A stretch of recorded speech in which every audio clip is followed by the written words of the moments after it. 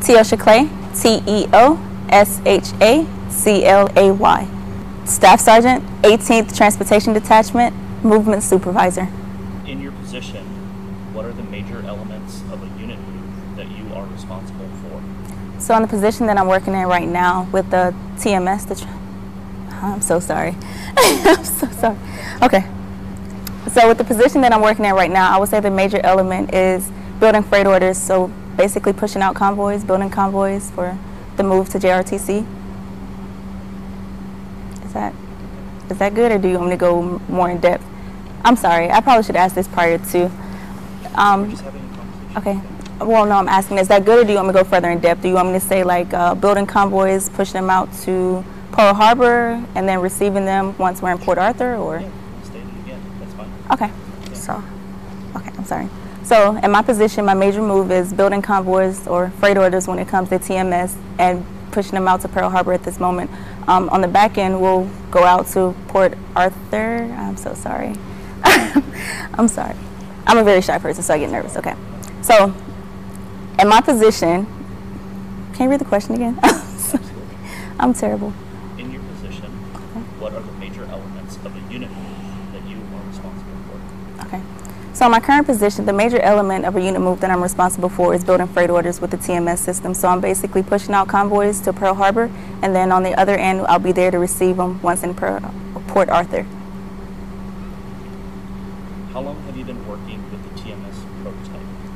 I started with the TMS prototype back in May with the UVT course that they had, or the beta testing that we had back in Illinois. So since then, we had a couple more classes here at Schofield Barracks.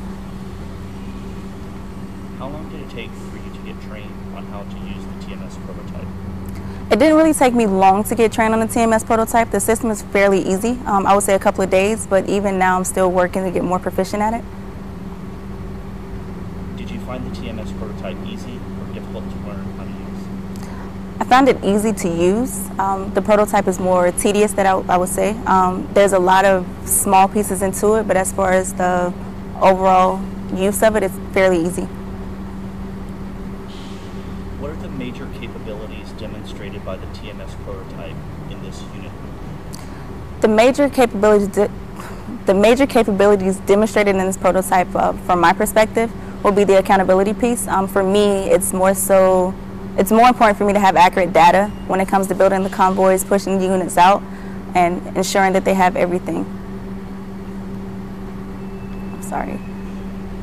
Did the TMS reveal a capability you didn't know it had, or a capability that surpassed your expectations? I would say the TMS did have capabilities that surpassed my expectations, simply because with it being a new system and a prototype, I expected a lot more glitches. Being that there's no glitches, everyone's using it fairly easy. We also have people that are out at Pearl Harbor right now that are also using the system, so everyone's able to communicate with each other and see all the data that's being uploaded into the system. Can you estimate the number of systems that you would normally use to conduct your portion of the unit move? Normally, I would use 2 to 3 different systems in order to conduct my portion of the move, so TMS basically, or actually made it a lot more simple. Can you elaborate and maybe name the systems? So normally, the personnel that are at the port, they will use gates in order to see it. We also have PDKs and the MCT that we use to track the systems and do our IB. I'm sorry. So what are the systems that you're using? So the system. You said PRK. The PDK, the what is it? You want to just start from the beginning? I forgot. It's like pre-deployment kit. Okay, you can use the acronym. Yeah, I forgot what the acronym stands for. I'm sorry. I had a brain fart. Yeah, so normally we would use, as an MCT, we would use a PDK, which pretty much is a personal system that we would have on ourselves. It's an individual system that's used for tracking. We would normally have one at the front gate at the MDF, also at the back. We have scanners that'll scan the, I'm so sorry. I'm sorry. I'm like very shy. Don't judge me, okay? I don't know. I am. Okay. So normally we will use multiple different systems. I'll say about 2 or 3 different systems. On the end that you have at Pearl Harbor, they'll use gates in order to build the booking piece of it with the ships and, I'm sorry, not the ships. I'm sorry. Verbiage, okay. So normally we would use 2 to 3 different systems. At the port, they'll use gates, which is what they'll mainly use for the booking and the... Snow plan, right? Yes, that's what I was trying to say. It wouldn't come out. Okay. So normally we would use 2 to 3 different systems. For the port, they would use gates, which is used for the stow plans and the booking piece of it when it comes to the vessels. Also, within the MCT, we have PDKs, which we use for the IBT portion. So I would say TMS made it fairly easy for us. Okay. Is there any other information that you'd like to provide? As far as any additional information about the system, at this moment, no.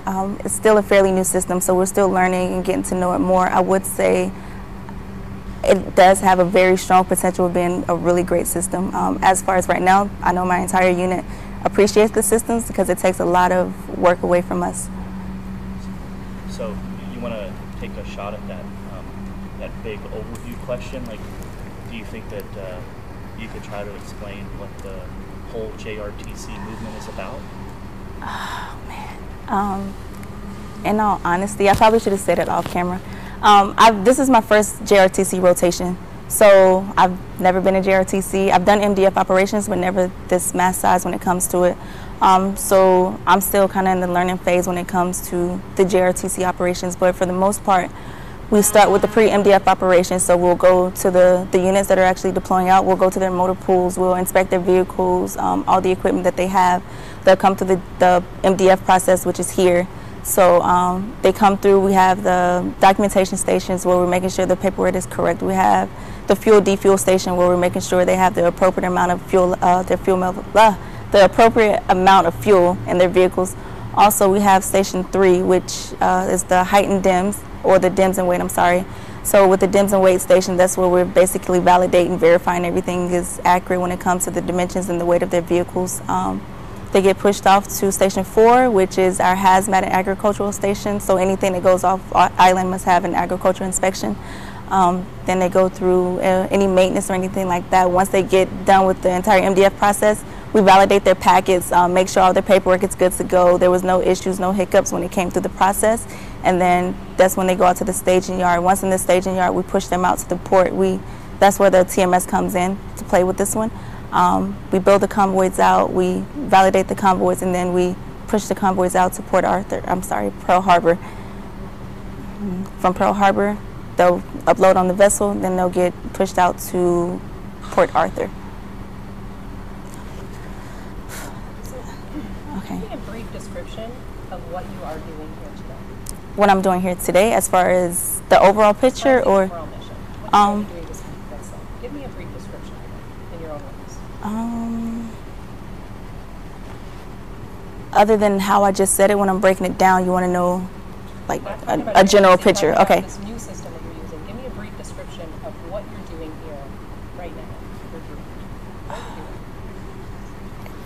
Why are you out here all in? So it's kind of hard to give a brief description of that, simply because each one of my soldiers is doing something different. So the overall mission. What is your group? So the overall mission for us as a unit is to make sure there's no frustrated cargo. That's our overall picture. So it's kind of hard, like I said, it's kind of hard to break it down without saying it that way, simply because everyone is doing something different to ensure that's not happening.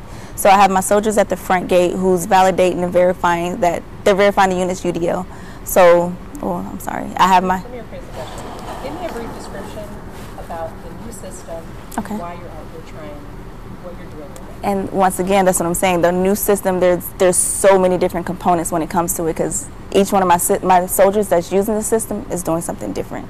So I still have those soldiers that are updating the height and weight and the dimensions, still verifying that the accurate data for the vehicles or the equipment is correct. I have that soldier that's upstairs working TMS in order to have that real-time data showing. She's updating the convoys, arriving equipment, departing equipment for when it comes to here. I have myself and another NCO that are actually building the convoys or the freight orders out to push them out on the road.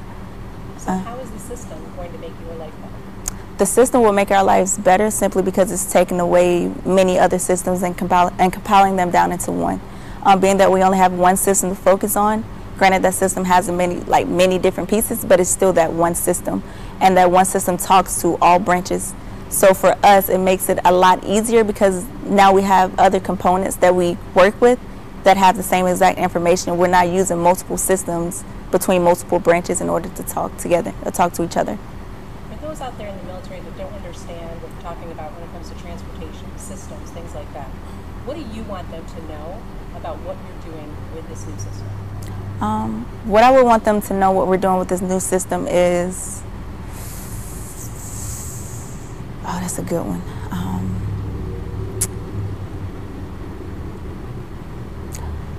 Merging branches together. I guess that'll be one way to put it. Like I said, all branches use different functions. They use different systems, I guess you can say. So with all branches using, or multiple branches using multiple systems, this TMS combines everything down into one system. So like I said, we do have that realistic data. We do have that accountability, and all the branches and every person that working with the system sees the same exact thing. So when people say, you know, hey, why change something that's not broken? You guys have a system in place right now. Why take all this time to retrain people on doing something different? What would you say to them? Why is it important? I would say it's important to retrain or bring this new system in is because, well, simply because it compiles everything. What do you think this prototype of the TMS, what impact do you think it has on the warfighter, the people who are actually going and doing stuff? I would say it has a positive impact on it, simply because, once again, it brings you back to what I was saying about compiling all the systems. So now everything can move a lot faster and a lot smoother because we only have one system to focus on instead of having multiple systems and multiple people working those systems.